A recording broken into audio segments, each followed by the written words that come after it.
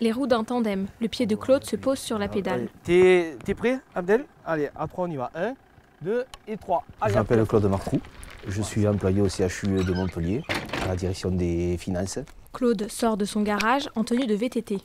Et donc je fais partie du Montpellier Tandem Club Handisport depuis 2010.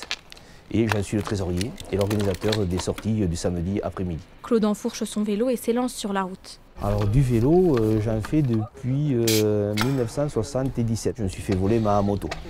Un groupe prépare des tandems. Comme j'avais besoin de me déplacer, que j'étais étudiant à l'époque et que donc pas beaucoup de moyens financiers, j'ai découvert le vélo à cette occasion. En 2014, là, j'ai fait 8800 km. Vous voyez, donc bon, je roule pas mal. Et ça me permet de faire profiter à des non-voyants justement de la condition physique que j'ai. Des personnes malvoyantes s'installent à l'arrière des tandems. Tous les ans, on a un malin, on est à peu près une trentaine de membres, autant de non-voyants que de voyants. Claude et Abdel, sur leur tandem, arrivent à un carrefour. T'as le bras à gauche, hein? Abdel s'exécute.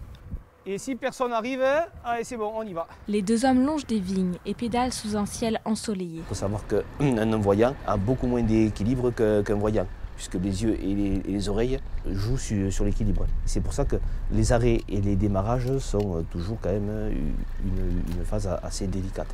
À 3, on va s'arrêter. Hein? Ils arrivent à un feu rouge. Ah non, on ne s'arrête pas. Allez, le feu vient de passer au vert. Allez.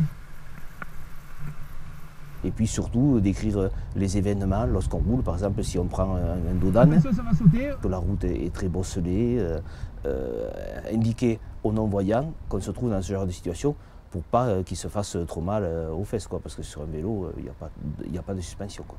Le groupe traverse une forêt. Non, par contre, il y a des chasseurs sur la droite. On va chasser le sanglier. Avec le fusil qu'il a, le mec. En plus, c'est des balles de fusil de guerre qu'il y a dedans. Non, là, c'est pas des petits plols, là. Le petit plol, c'est pour la caille.